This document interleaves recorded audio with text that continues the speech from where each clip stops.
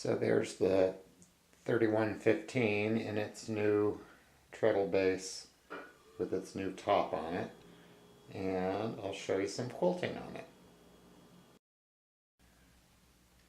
So here's the 3115. This is a industrial machine, and a lot of people think that when you say that a machine is industrial, that means you can sew through 8,000 layers of fabric and leather and all that stuff.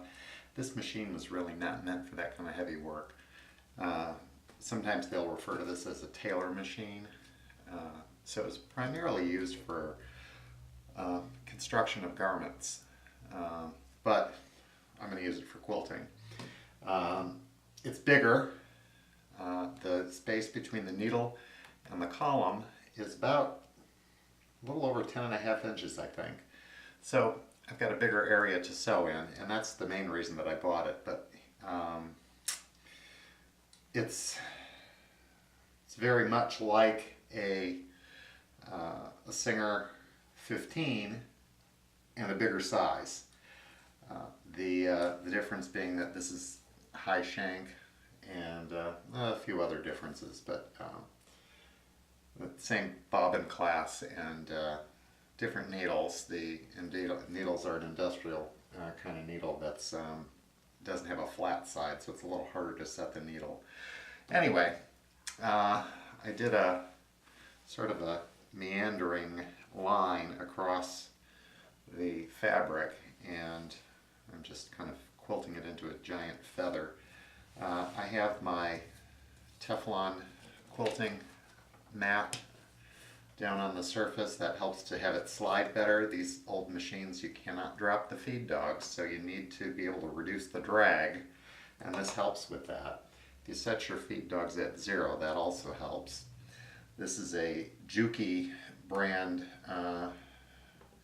quilting foot, and that goes up and down with the needle. I don't know if you can see that, but it goes up and down more than I'm used to, so it's taking a little getting used to working that. But other than that, it's about the same. I have this is going to be a tote bag again. I have a suede-like heavy upholstery fabric.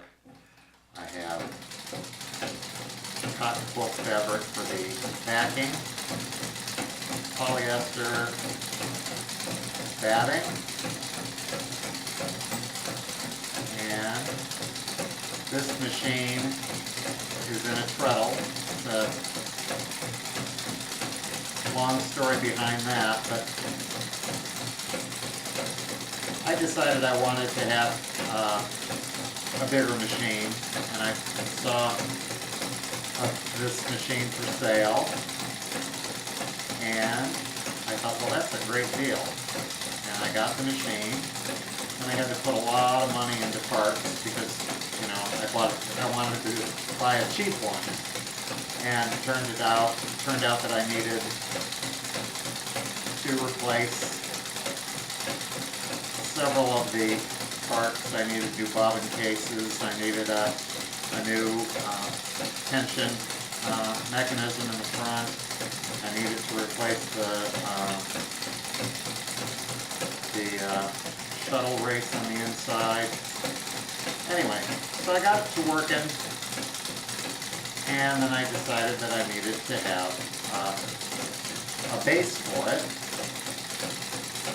And I looked around, and it was really hard to find the proper sized treadle base. The machine is this 17 inches across here. Is it 17? Yeah, anyway, it's much bigger. So standard treadle base wouldn't fit the machine without the bottom hitting the legs. So I had to figure out something else. So I found a different treadle base that I sort of could make work, but it was too short. So I put this, so I took a table and put it over the short treadle base, cut a hole in the table, dropped the machine in and attached it that way, but the treadle base wasn't attached to the top. It sort of worked, but not great. So then I found, finally, the correct treadle base, and got it put back together, and it still didn't work great because I didn't have the right top. This is a newer top. Originally these would have had a wooden top. This is a Formica covered top. But anyway, so I got that in, got it all put back together the right way, and now it is operating as it should. But the moral of the story is, between all the efforts I made to save money, I spent more than a new machine would have cost. But it's kind of fun anyway. And it's a nice big machine. And it's running great now. The thing I find with this one is it does a better job if I go quite a bit slower than I do on some of my other machines. But other than that, it seems to make nice stitches.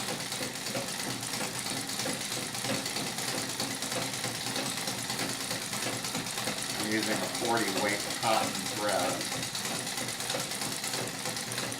and I've got a 90-14 needle. Again, it's not your standard sewing machine needle. They're a little different in that they have a flat side instead of, or they don't have a flat side like the normal ones do. But other than that, they're about the same.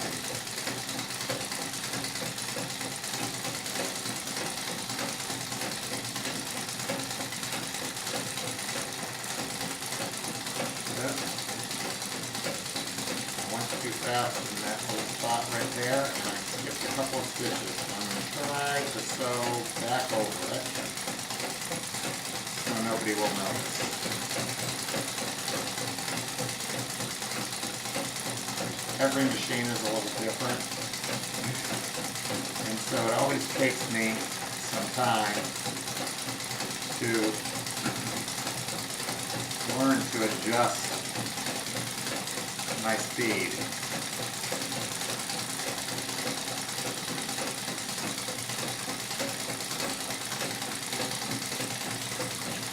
And really, there's no set rule for that. You have to gauge it by what your stitches look like.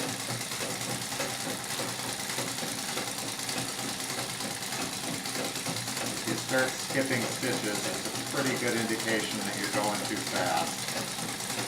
Not the machine running too fast, but that your hands are moving too fast for the speed that the machine is running.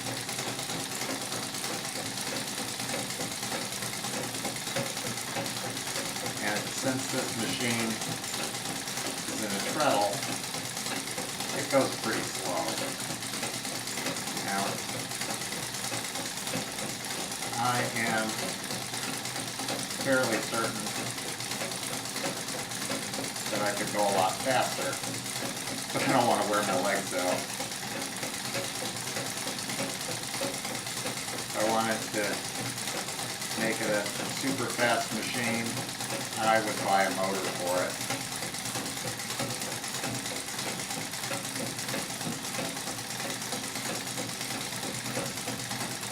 They certainly have lots of good motors available, so I could certainly do that.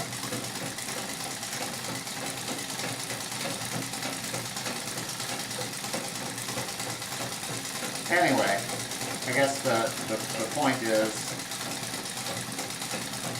a plain straight stitch industrial machine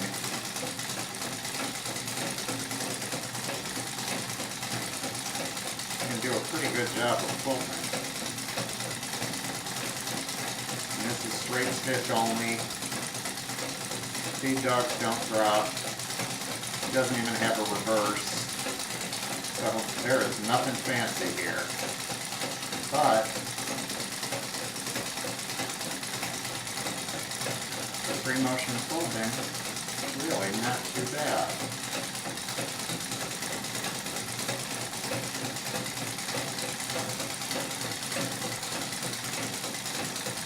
And I'm still looking at options for different feet. A couple of the different kinds of machines in the past had darning type feet that came with them, and they were high shank machines, and so I'm looking to find some of those. So I have options. I think a different foot would please me better.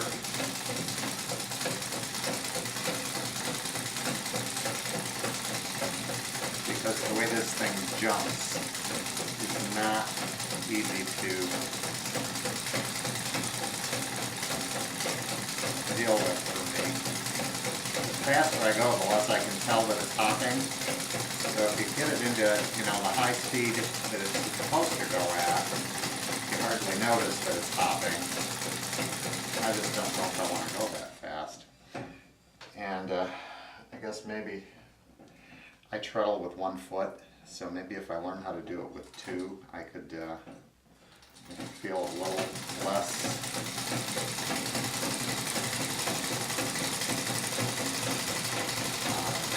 foot strain. So there I'm doing it with 2 feet. And who knew I could even do that? Wow.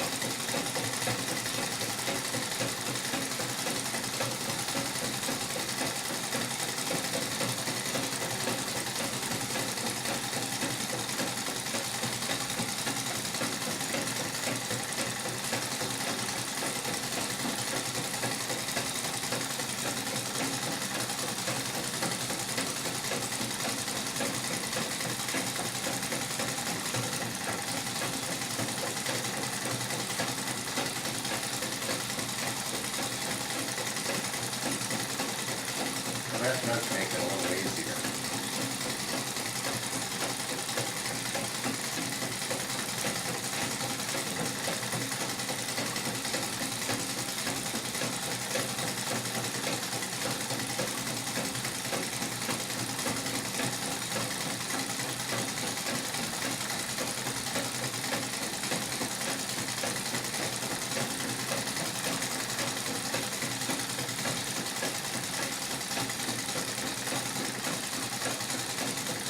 So, there it is, the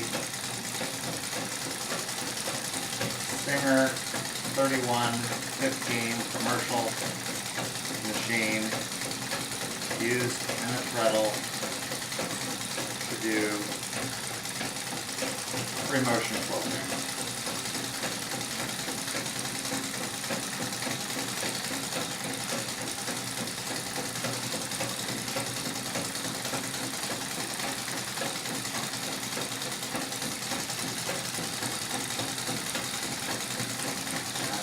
Like lately, what everybody wants to do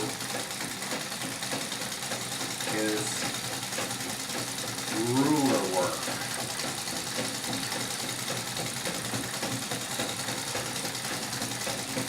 And I think I can find a ruler guide foot that will fit this machine as well. So, I've never done any of that before, but it might be worth a shot, as it seems to be very popular.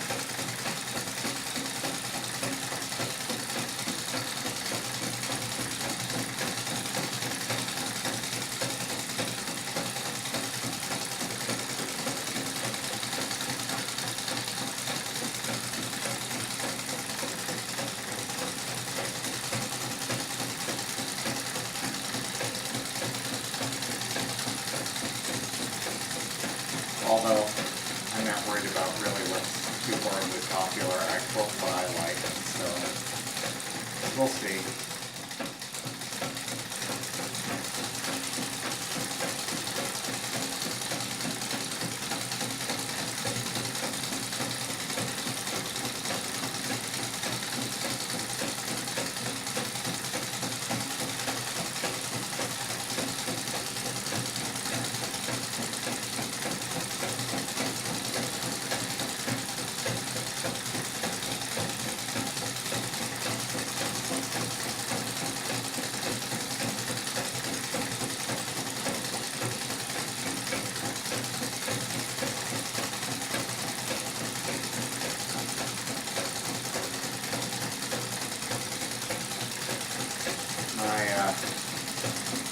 pardon my noisy treadle also. The treadle base sounds like it needs a little tightening up. It's really being kind of louder than it normally should be.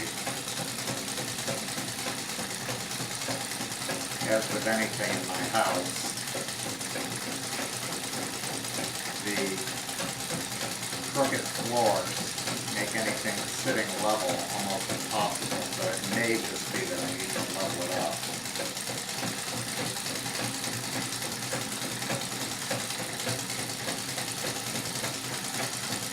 My problem with that is I keep moving machines from one place to another, and I keep thinking, well, as soon as I decide which one I really want to use the most, I'll be able to put them in their final position, and then I can spend some time making shims or adjusting and leveling them up, but I haven't decided that yet, so, because I keep getting new ones. Anyway, there's the beginning of that. Here's the other side, all finished. So this will be one side and the other, you know, the front and the back, or the other way around. But I think it's working pretty good. So I'm glad I persisted and got all the parts, and pretty pleased with it. So anyway, happy quilting.